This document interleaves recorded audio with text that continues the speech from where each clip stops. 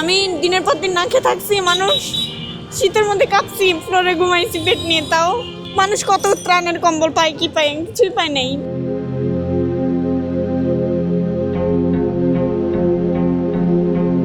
কি করবো, কিছু তো করে খেতে হবে। ভালোবাসা ছিল, প্রেম ছিল, খেয়ে চলে গেছে। মিরপুরের ব্যস্ত রাস্তার ফুটপাতে বসে আছেন এক তরুণী, ওজন মাপার যন্ত্র চালিয়ে জীবিকা নির্বাহ করছেন। তার নাম আফিয়া, বয়স মাত্র 17 বছর। পাশে 1 বছরের ছোট্ট শিশু প্রিন্স। সন্তানকে কুলে নিয়েই প্রতিদিন রোদ বৃষ্টি ঝড়ের সঙ্গে লড়াই করে চলছে তার জীবন। আমি ব্রাশ বিক্রি করি, এর পাশাপাশি খেলনা, ব্রাশ। ও যখন পেটে ছিল তখন টিউশনি করতাম। এরপর থেকে টিউশনের বাসায় একটা দুর্ঘটনার পর থেকে আমি আর টিউশনি পড়াই না, আমি ব্রাশ বিক্রি করি। তখন 3 মাসের অন্তঃসত্ত্বা ছিলাম। মাল আনতে পারলে ব্রাশ বিক্রি করি, তাছাড়া কি করবো, কিছু তো করে খেতে হবে। ভালোবাসা ছিল, প্রেম ছিল, খেয়ে চলে গেছে। প্রেমের সম্পর্কে থাকার সময়ে সন্তান পেটে আসে আফিয়ার, কিন্তু দায়িত্ব নেওয়ার বদলে প্রেমিক উল্টো তাকে এড়িয়ে যায়। 30-32 বছর বয়স পর্যন্ত ঢাকা শহরে থেকে, ব্যাচেলর থেকে, আজকে ওই গার্লফ্রেন্ড, কালকে ওই গার্লফ্রেন্ড, পরশু বন্ধুর গার্লফ্রেন্ড, তরশু নিজের ফুফাতো বোন, পরশু নিজের চাচাতো বোন, কাজিন। অহরহ যদি নিজের এভাবে যদি শুয়ে বেড়ায়, কাটায় বেড়ায়, সে তো আমার প্রতি আসক্ত হবে না? হবে। সে জানে সে পুরুষ, সে যেখানে ইচ্ছে সেখানে তার জৈবিক চাহিদা মিটাইতে পারবে। যাদের সাথে এগুলো করে নিয়ে আসছে ভাবছে তাদের মতোই আমি, না আমি তো তাদের মতো না। আমাকে বলছে বাচ্চা নষ্ট করতে, আমি করি নাই। আমার সন্তান আমি জন্ম দিচ্ছি, বাচ্চা নষ্ট না করলে তো আরো থাকতো আমার সাথে, লিভ টুগেদার থাকতো, আমার সাথে প্রেম করে বেড়াইতো। শেষ পর্যন্ত পুরোপুরি ফেলে রেখে চলে যায়।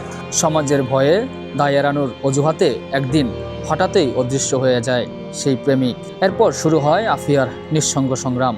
নিজের বন্ধু বান্ধব বলেন, সবার কাছ থেকে ছিচি পাইছি, শুধু ছি। এই অবস্থা। ক্লাসমেটরা মিরপুর কলেজে পড়ে, আসতে যাইতে আমাকে থুতু মারে যখন আমি অন্তঃসত্ত্বা অবস্থায় কি করতাম। তো শ্বাসকষ্টের জন্য সবসময় নিকাব পড়তে পারি না, তখন করতাম, তাও চিনে ফেলতো, কারণ ওদের সাথে একসাথে পড়াশোনা করছি। স্বাভাবিক চিনবে। আপনি আপনার যে একটা ক্লাসমেটের সাথে 5 বছর পড়ছেন, ওরা দেখলে আপনি চিনবেন, আরে এটা রফিক না, এটা শফিক না, স্বাভাবিক। তাও মুখ লুকিয়ে রাখছি। যারা 10-20টা করে বয়ফ্রেন্ড পালতো, তারা দেখি আজকে বিদেশি জামাই নিয়ে ভালোই আছে, তারা আজকে বিজনেসম্যান স্বামী নিয়ে, অথচ তাদের তলাই নাই, তারা ভার্জিনই ছিল না। আর আমি ভালো পথে থাইকেও আমার কপাল আজকে এই পরিণতি। মা, বাবা, আত্মীয় স্বজন কেউই এগিয়ে আসেননি, কেউ তার খোঁজ নেননি, কেউ তার সন্তানের মুখের খাবারের দায়িত্ব নেয়নি।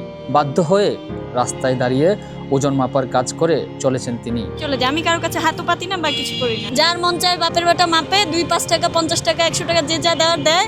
যার মন চায় আমি সারাদিন কোনোদিন 50 টাকা নিয়েও বাসায় যাই, কোনোদিন 100 টাকা নিয়ে, কোনোদিন খালি হাতে বাসায় যাই। তরুণ বয়সে স্বপ্নগুলো ভেঙে গেছে অনেক আগেই। এখন তার একটাই লক্ষ্য, প্রিন্সকে বাঁচানো, তাকে মানুষ হিসেবে দাঁড় করানো। ফুটপাতই তার কর্মস্থল, সন্তানের হাসি তার শক্তি, আর সমাজের অবহেলা তার প্রতিদিনের বাস্তবতা। আফিয়ার গল্প আমাদের সমাজের এক ভয়াবহ বাস্তবতার প্রতিচ্ছবি, যেখানে একটি মেয়ের জীবন সংগ্রাম শুরু হয় তখনই যখন সবাই তার পাশে থাকা উচিত ছিল। তবুও থেমে নেই আফিয়া, সন্তানকে বুকে জড়িয়ে এগিয়ে চলছেন কঠিন পথের দিকে, প্রতিদিন নতুন আশায়। ক্যামেরায় আশিককে সঙ্গে নিয়ে আমি মোহাম্মদ সোহেল রানা, ঢাকা প্রেস, ঢাকা।